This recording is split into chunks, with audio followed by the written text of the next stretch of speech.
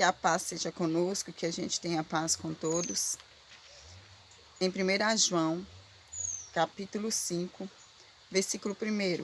Todo aquele que crê que Jesus é o Cristo é nascido de Deus, e quem ama aquele que o gerou, ama também o que dele é nascido. Aquele que gerou Jesus é Deus, e aquele que é nascido de Deus é Jesus. Então se você ama Jesus, você ama a Deus. E também deve amar o próximo também. Versículo 2. Nisto sabemos que amamos os filhos de Deus quando amamos a Deus e praticamos seus mandamentos. Os filhos de Deus são todos aqueles que são chamados para ficar na presença de Deus, para aceitar Jesus, para crer em Jesus, para crer que Deus enviou o seu único filho para morrer por nós naquela cruz e para crer que nós somos salvos por intermédio de Jesus. Versículo 5. Porque este é o amor de Deus, que guardemos os seus mandamentos, e os seus mandamentos não são difíceis de guardar. Porque todo que é nascido de Deus vence o mundo. E esta é a vitória que vence o mundo, a nossa fé. Quem é o que vence o mundo, senão aquele que crê que Jesus é o Filho de Deus? Glória a Deus, eu creio. Eu vou vencer o mundo. Eu venço o mundo todo dia porque eu venço em Cristo Jesus. E você? Você crê que Jesus é o Filho de Deus? Você crê que você vence o mundo pela fé? Entenda uma coisa. Nós cremos que Jesus é o Filho de Deus. E é por esse motivo que a gente tem vontade de agradar ao Pai. E agradando ao Pai, a gente deve guardar os mandamentos. A gente deve buscar a obediência. Os mandamentos foi resumido. Jesus falou: ame a Deus sobre todas as coisas e ame ao próximo como a ti mesmo. Ame a Deus sobre todas as coisas, de todo o coração, de todo o seu entendimento, de toda a tua alma. Versículo 8. Este é aquele que veio por meio de água e sangue, Jesus Cristo. Ele não veio somente com a água, mas com a água e com o sangue. E o Espírito é o que dá testemunho, porque o Espírito é a verdade. Pois há três que dão testemunho: o Espírito, a água e o sangue. Os três são unânimes num só propósito: a Santíssima Trindade, Pai, Filho e Espírito Santo. O propósito é salvar a humanidade e ver a humanidade em paz, produzindo o fruto do Espírito. Versículo 9. Se aceitarmos o testemunho dos homens, o testemunho de Deus é maior. E este é o testemunho do Filho de Deus, que ele é a respeito do seu Filho. Aquele que crê no Filho de Deus tem nele este testemunho. Aquele que não dá crédito a Deus faz de Deus um mentiroso, porque não crê no testemunho que Deus dá a respeito do seu Filho. E o testemunho é este, que Deus nos deu a vida eterna, e esta vida está no seu Filho. Quem tem o Filho tem a vida. Quem não tem o Filho de Deus não tem a vida.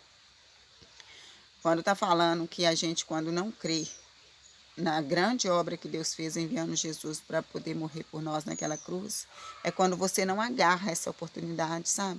Agarra essa oportunidade e seja feliz, fazendo o que é certo e justo. Receba Jesus e receba Deus na sua vida. Versículo 13. Estas coisas escrevi a vocês, que creem no nome do Filho de Deus, para que saibam que têm a vida eterna. E esta é a confiança que temos para com Ele, que se pedirmos alguma coisa segundo a sua vontade, Ele nos ouve. E se sabemos que Ele nos ouve quanto ao que lhe pedimos, estamos certos de que obtemos os pedidos que lhe temos feito. Glória a Deus, aleluia. Mas com fé. Há pouco tempo atrás eu falei que a fé é o que vence. Sem fé é impossível agradar a Deus. Você consegue tudo o que você precisa através da fé.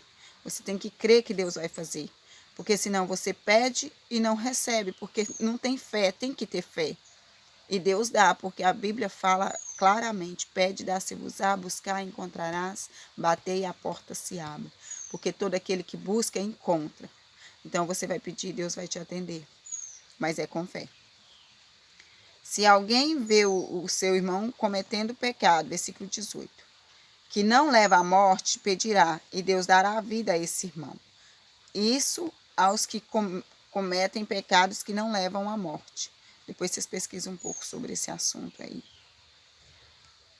Há pecado que leva à morte, por esse não digo que deve pedir.